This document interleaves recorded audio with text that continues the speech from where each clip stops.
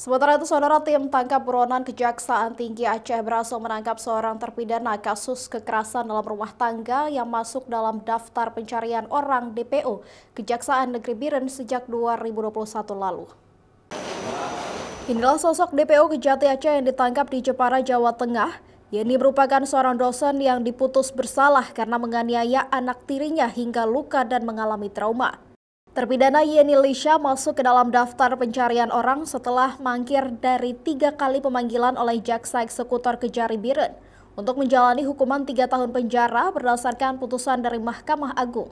Dalam pelariannya, Yeni diketahui ikut bersama suaminya di Jepara, sehingga tertangkap oleh tim tabur Kejati Aceh yang bekerja sama dengan tim Kejari Jepara. Dosen di salah satu kampus di luar Aceh ini diputus bersalah karena melakukan kekerasan fisik kepada anak tirinya hingga mengalami luka dan meninggalkan trauma mendalam pada tahun 2020 lalu.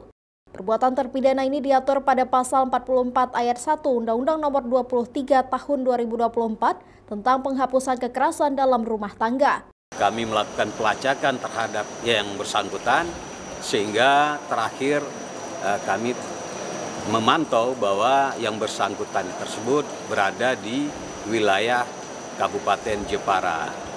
Pada hari Sabtu, tim kami berangkat untuk mengecek informasi, memastikan yang bersangkutan tersebut adalah benar orangnya, sehingga pada hari Minggu dengan bantuan dari tim Kejaksaan Negeri Jepara, yang bersangkutan itu sekira jam 16.30 WIB diamankan, sehingga pada tadi pagi menggunakan pesawat dari Semarang sampai ke Aceh, tiba di Kejaksaan Tinggi Aceh.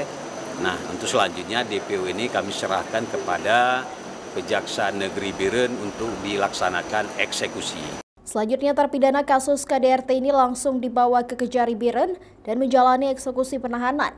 Kejati Aceh juga menghimbau kepada terpidana buron yang belum tertangkap untuk segera menyerahkan diri, karena mereka akan tetap diburu oleh penegak hukum. Mustajab, Kompas TV, Banda Aceh.